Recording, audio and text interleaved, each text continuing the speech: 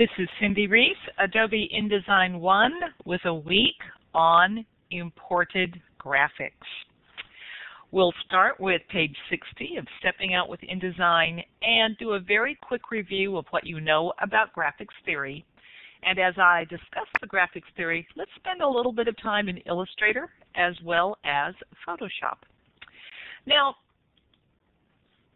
remember when you first started this class and you did your very first file place, or that very first mini bridge operation where you did a drag and a drop and you got a graphic created in some other program and you plunked it right there in the middle of your InDesign layout? That was so wonderful, wasn't it? And where we're at right now in this class is that we have gone past that simple pleasure of, whoa, here's a graphic and it's in my document, to, ooh, here's a graphic and what do I need to know about this graphic to make it a success? So, as Dorothy once observed, we're not in Kansas anymore. It's not quite as simple a process anymore to bring in a graphic. And here are just some of the things that you need to be aware of as you bring graphics into your document. First of all, is your document intended for the web or for print, or maybe both? Okay, and right off the bat, that determines whether you're going to be working in an RGB or a CMYK environment. Are you bringing in a vector graphic, something that can be scaled to any particular size that you want, for example, like this clock being really, really, really big, and of course it never ever gets the jaggies? Or are we working with an image where the image is made up of a whole bunch of pixels or dots? And I have to be careful about how I go ahead and make this graphic larger. So images, we have to be very careful about resizing. And when you get a graphic from somebody, oh, what if it's a GIF or a JPEG or a TIFF or an EPS or a WMF or a PICT graphic? What do we need to know about these different types of vector or image graphics? Are we going to have a color shift? We already kind of touched on that. Is the intent for web or for print? And color shift, of course, means that there's a larger spectrum or color space or gamut of colors in the RGB color model, which of course is more for television/monitors, going to the world of print where we're spitting out little dots on a piece of paper. If you are creating a document for print, do you need to turn on the View Proof Colors menu command to go ahead and to do a soft proof to see what the anticipated CMYK output is going to look like? Are you going to be responsible for going and loading your graphic in either Photoshop or Illustrator and converting its color mode? Are you expecting an error message when you go ahead and when you create a PDF out of your document if it has combined RGB and CMYK ingredients? What if you're working with an image, okay, and it's what we call grayscale? And what grayscale means is that instead of having a range of colors like the nice colored pins that we have right here, what if you have a graphic that is really black, white, and a series of shades of gray in between? Or what if you have a complete black and white graphic, much like this kind of architectural drawing that we have right here of somebody's door in the town of Bodie? Well, if you know a little bit about these kinds of graphics, then that means that what you're going to be able to do is to actually go ahead and colorize them, okay, so that you can go ahead and, apply a range of colors to the black, the white, and the shades of gray in between. Kind of fun.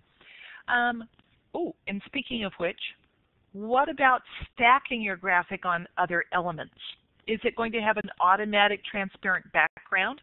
Perhaps we expect a vector graphic to have that. Or if you're bringing in an image, does it have a clipping path or an alpha channel? If you bring in that image with the clipping path or the alpha channel, is InDesign just going to respond to it immediately? Or do you need to go into the object, clipping path, Options menu command to get InDesign, just to realize that, oh, yeah, we do need to go ahead and to respond to the channel. Or if you bring in an image that's on a white background, you can ask InDesign to make its own private detect edges. The list goes on, doesn't it? Are you going to have resolution issues for intended dimensions?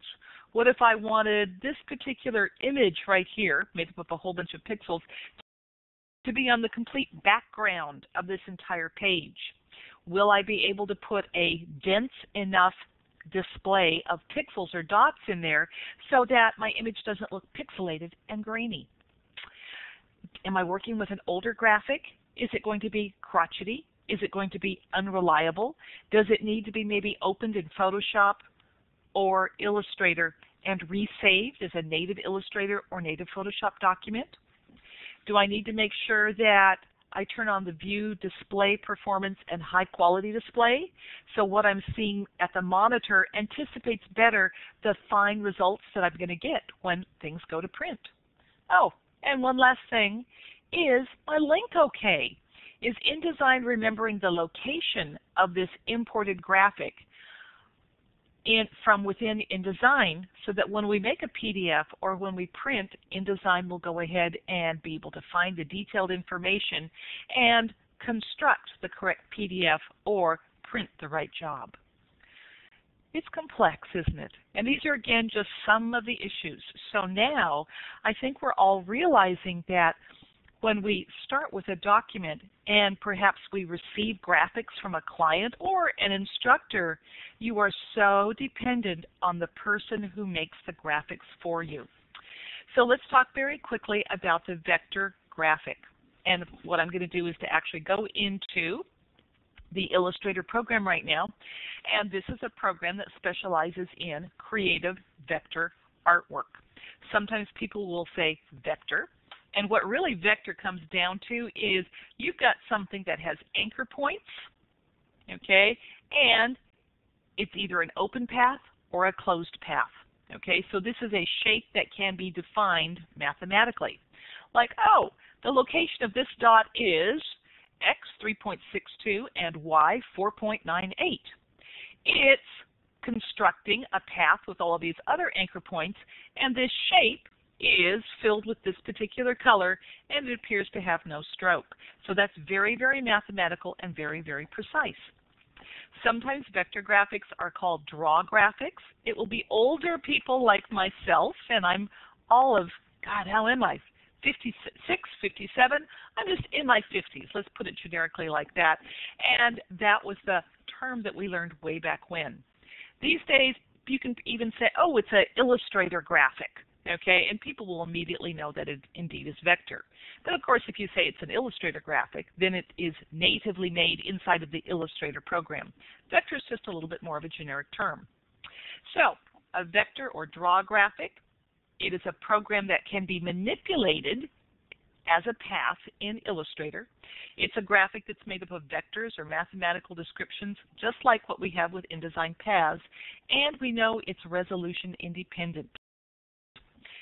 This is important. It's translated into pixels real time when displayed on the screen or when printed.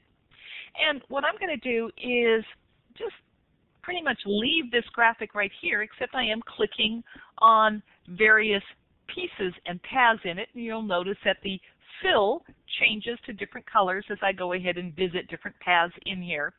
And now let's go ahead and look at this particular graphic. Oh, in a large magnification. And remember, I am in the Illustrator program, and I think we can all agree that this thing never gets pixelated. Okay, it doesn't look like it's, well, got the case of the jaggies, if you will.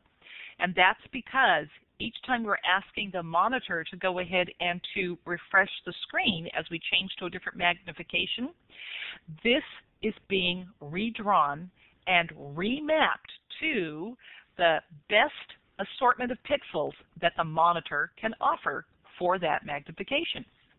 That means that if I go ahead and go into the InDesign program, and here is the placed version of this particular clock, I can make this really, really big.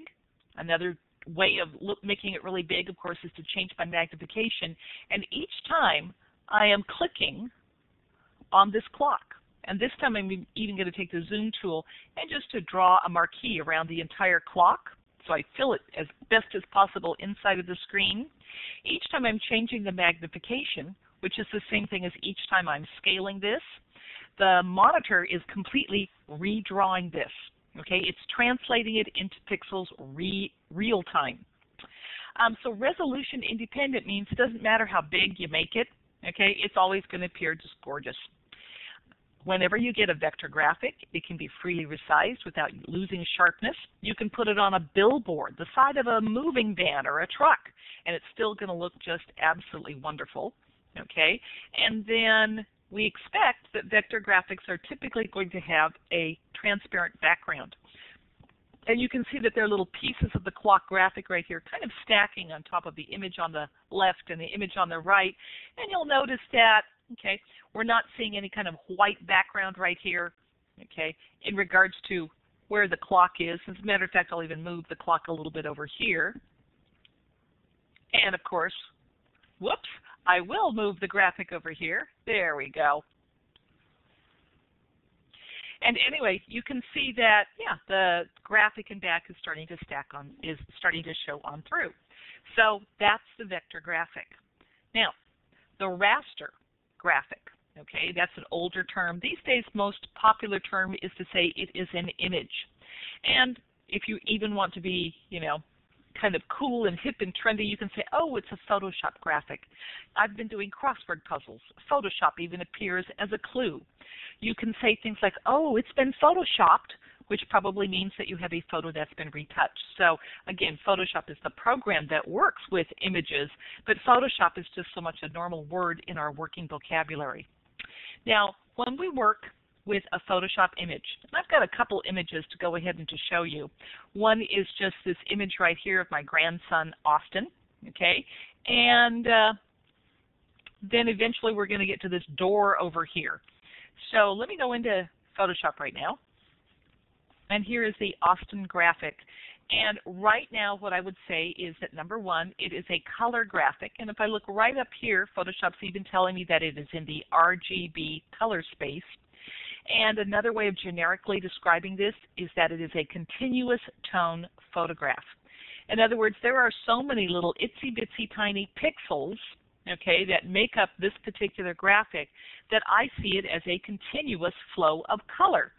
Okay, so it's not like it's one of those paint by number things where all of the pixels right in this particular area are going to be the same shade of pink as I go ahead and take my oil paint and scrub that in.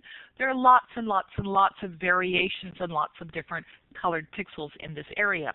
Now, yeah, and because of that, because every single pixel pretty much has to remember, and I'm just going ahead and there we go, enlarging this, to about 531%. So I finally get to see all of the little pixels. And you'll notice that they're not all exactly the same color right in here. So we've just done a magnification of this cheek area. But because we have so many pixels, and Photoshop has to remember the color of every single pixel, that's why these graphics can just become absolutely immense. And if you look down here, Photoshop is telling me that this is a 20 megabyte graphic, and it is. And it's only a little tiny thing. Okay, so we're going to call this an image, a raster graphic, and in this particular situation, we have a continuous tone photograph. But what I want to bring up is that not all images own the same amount of color. And I'm not talking about this, just going ahead and taking this graphic right here and seeing if we have a color shift. Oh, by the way, in Photoshop, you also have the View Proof Colors menu command. And of course, that's your anticipation of any color shift if you go from RGB to the CMYK gamut. In Photoshop, I go Image Mode, and then I can just go to CMYK Color. If I was planning to keep it in the CMYK color mode, I would make a second copy of this graphic. I don't think we really had any color shift, okay, because I had a very safe gamut of colors that I was working with. But let me take this one step further. There are other color modes. In particular, let's go to grayscale. Grayscale just means that Ooh, serious warning here. Are you sure you want to do this? Would you like to discard the color information? Oh, sure. Let's go ahead and do that. And now, instead of color, okay, I have white, black, and a series of shades of gray in between. This is a valid photo to go ahead and to work with, and sometimes you inherit grayscale graphics right here. Now, I've just got to do just a little bit of work. I am certainly not the biggest Photoshop expert here, but I do know that I'm getting a histogram here of the dark to the white and the midtones in between, and I can see that I could really kind of make this histogram a little bit more efficient. Would you go ahead and kind of watch what happens to this graphic? I'm bringing this in, and then I'm going to take my midtones and kind of bring them a little bit back to the middle more, clicking on OK, and I'll show you what I just did. I tried to give this particular graphic just a little bit more pop, so I'm going to do an edit undo to what it was. Ooh, kind of dingy, huh? And an edit undo to what I've just gone ahead and done to the graphic. Now, I'm not sure how this is going to actually come through on the webcast, but oh, there's so much to learn to working with Photoshop. It's a very, very complex program. So here we go. I have a grayscale graphic now, and you'll notice that Photoshop is very cognizant of the actual color. It's saying, oh yeah, it indeed is gray. Well, I do want to go ahead and to cover all of the terms that you may encounter as you work with vector or images. And so here's another one. Sometimes people will say that an image is a bitmapped image. And this may be a term that was popular, I would say, 10, 15 years ago. It is not a term that I would use these days because bitmapped to me means something different inside of the Photoshop program. Bitmapped means that I go one step further, and instead of the colors of black, white, and grayscale, I can go ahead and make one last change to the way that the pixels are oriented inside of this graphic. And see, I have an actual category here that's called bitmap. Oh, okay, it's doing something with resolution. Okay, and I'll just go ahead and click on OK to accept that. And in the webcast, this may look kind of exactly the same, but let me go ahead and really enlarge this. And you're actually seeing just a small portion of Austin's eye and his eyebrow and a little bit of the hair. Can you actually see how this has changed not necessarily into shades of gray, but dithered pixels of black and white? So I'll go ahead and double click to bring us back into a fit in the window view right here. So an image can be RGB color, CMYK color. You may get a color shift. Those types of images, especially like this, you may encounter continuous tone photographs. You may get a grayscale graphic and or, maybe even line art. And line art to me is more of a bitmapped image. And let me go ahead back into InDesign and show you a very traditional looking line art graphic. Okay, and of course this is an image here. It's certainly made up of a whole bunch of black and white pixels right here. And so here you have it, okay, very black and white. Something good for perhaps a signature or a pen and ink sketch. Now, when you bring in an image, we know that we're going to have some special issues that we have to deal with. That an image is resolution dependent. It has a fixed number of pixels. Okay, and if you choose to enlarge an image way too much beyond where you should go, you're going to get jagged edges on it. Okay, and that's just the way it is. When we talk about image resolution, we're actually talking about how many pixels, and a pixel is a picture element. It's a little tiny square of color. And we're going to talk about, and the definition is how many pixels fit in an inch. And you can see that on page 60. I've got just a little 1-inch line there. That's what that whole thing about image resolution is. Now, high-res raster graphics do take up an enormous amount of disk space when compared to vector graphics. Even at a very simple level, without layers, Okay, you can have a 3x5 RGB graphic at 72 ppi. That's going to be equal to 228K. That's not bad. But that same graphic in 3x5 in CMYK color at 300 ppi, which means that in that line there are lots more dots, that can take up 5.15 megabytes. We'll go back into Photoshop. I'll do a file and a revert to bring back the original Austin graphic. I guess it has to think about it a little bit. Here we go. And let's go ahead and look in this menu command here in Photoshop. Image, image size. And basically this is the information that I'm getting from Photoshop. And the most accurate way to measure this is how many pixels do you have?